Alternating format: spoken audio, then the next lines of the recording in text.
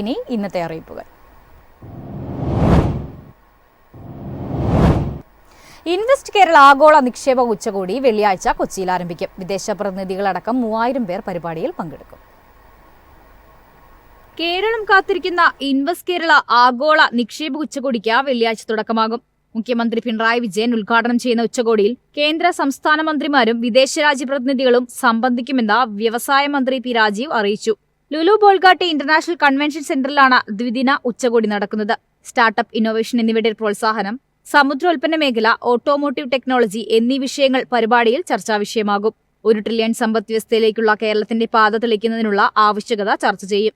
Panel ചർച്ചകളിലെ മേഖലകളിൽ നിന്നുള്ള തിരഞ്ഞെടുത്ത കമ്പനികൾ, കേരളത്തിലെ പൊതുമേഖലാ സ്ഥാപനങ്ങൾ, 105 പൊതുമേഖലയിലെ കരകൗശല സ്ഥാപനങ്ങൾ, കമ്പനികൾ എന്നിവയുടെ പ്രദർശനവും ഉച്ചകോടിയിലുണ്ടാകും. 28 പ്രത്യേക സെഷനുകൾ, 6 രാജ്യങ്ങളുടെ സഹകരണം, 3000 പ്രതിനിധികൾ തുടങ്ങിയവ ദ്വിദിന ഉച്ചകോടിയുടെ ആകർഷണങ്ങളാണ്. News desk Myfin TV. SBI youth for India ഫെലോഷിപ്പിന്റെ 2025-26 ബാച്ചിലേക്ക് അപേക്ഷ ക്ഷണിച്ചു. State bank of India foundation ആഭിമുഖ്യത്തിൽ ഫെലോഷിപ്പോടുകൂടി ഗ്രാമവികസന പ്രവർത്തനത്തിൽ പരിശീലനം നൽകാനുള്ള പദ്ധതിയാണിത്. 14 വർഷത്തിലേറെയായി നടന്നുവരുന്ന ഈ പദ്ധതിക്ക് ഫെലോഷിപ്പോടെ 13 മാസത്തെ ഫുൾ ടൈം പരിശീലനമാണുള്ളത്. 13 പ്രമുഖ NGOകളും പരിശീലനത്തിന്റെ ഭാഗമാണ്. സാങ്കേതികവിദ്യ, ആരോഗ്യം, ഭക്ഷ്യസുരക്ഷ, അടിസ്ഥാന സൗകര്യ വികസനം തുടങ്ങിയ മേഖലകൾ കേന്ദ്രീകരിച്ചാണ് പ്രവർത്തനം. 2025 ഒക്ടോബർ 1 മുൻപ് ബാച്ചിലർ ബിരുദം പൂർത്തിയാക്കിയവർക്ക് അപേക്ഷിക്കാം.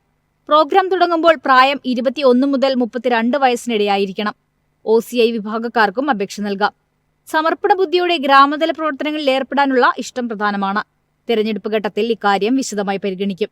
പരിശീലനത്തിന് മാസം 16,000 രൂപ ഫെലോഷിപ്പ്, 3,000 രൂപ യാത്രാപ്പടി അടക്കമുള്ള ചെലവുകൾ ലഭിക്കും. 13 മാസം പൂർത്തിയാകുമ്പോൾ 90,000 രൂപ റീ അഡ്ജസ്റ്റ്മെന്റ് അലവൻസ് ഉണ്ട്. അപകട ആരോഗ്യ ഇൻഷുറൻസും ലഭ്യമാണ്. News desk Myfin TV.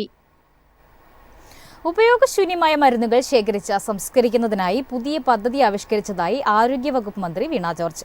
സംസ്ഥാന ഡ്രഗ്സ് കൺട്രോൾ വകുപ്പ് ഉപയോഗശൂന്യമായ മരുന്നുകൾ വീട്ടിൽ നിന്നും ശേഖരിക്കുന്നതാണ് പദ്ധതി.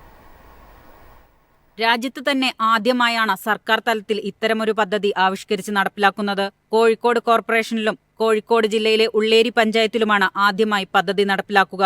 തുടർന്ന് ഈ പദ്ധതി സംസ്ഥാന വ്യാപകമായി നടപ്പിലാക്കുമെന്നും മന്ത്രി വ്യക്തമാക്കി.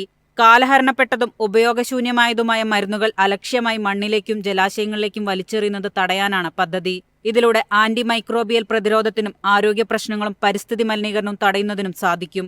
പദ്ധതി പ്രകാരം നിശ്ചിത മാസങ്ങളിൽ വീട്ടിലെത്തി ഉപയോഗശൂന്യമായ മരുന്നുകൾ ശേഖരിക്കും. കൂടാതെ പെർമനന്റ് കളക്ഷൻ സെന്ററുകളിൽ സ്ഥാപിച്ചിട്ടുള്ള നീല നിറമുള്ള പെട്ടികളിലും പൊതുജനങ്ങൾക്ക് മരുന്നുകൾ നിക്ഷേപിക്കാവുന്നതാണ്. Info desk Myfin TV. Bank of ബറോഡയിൽ അപ്രന്റീസ് ഒഴിവിലേക്ക് തൊഴിൽ വിജ്ഞാപനം പുറപ്പെടുവിച്ചു. 4000 അപ്രന്റീസ് തസ്തികകളിലേക്കാണ് നിയമനം. ഒഴിവുകളുടെ വിശദാംശങ്ങളിൽ താൽപ്പര്യമുള്ള എല്ലാ യോഗ്യതാ മാനദണ്ഡങ്ങളും പൂർത്തിയാക്കിയവർക്ക് ഓൺലൈനായി അപേക്ഷിക്കാം. ഇന്ന് ഫെബ്രുവരി 19 മുതൽ മാർച്ച് 11 വരെയാണ് ഓൺലൈനായി അപേക്ഷിക്കാവുന്നത്. കുറഞ്ഞ പ്രായപരിധി 20 വയസ്സും പരമാവധി പ്രായപരിധി 28 വയസ്സുമാണ്. ചട്ടപ്രകാരം പ്രായപരിധിയിൽ ഇളവ് ബാധകമാണ്.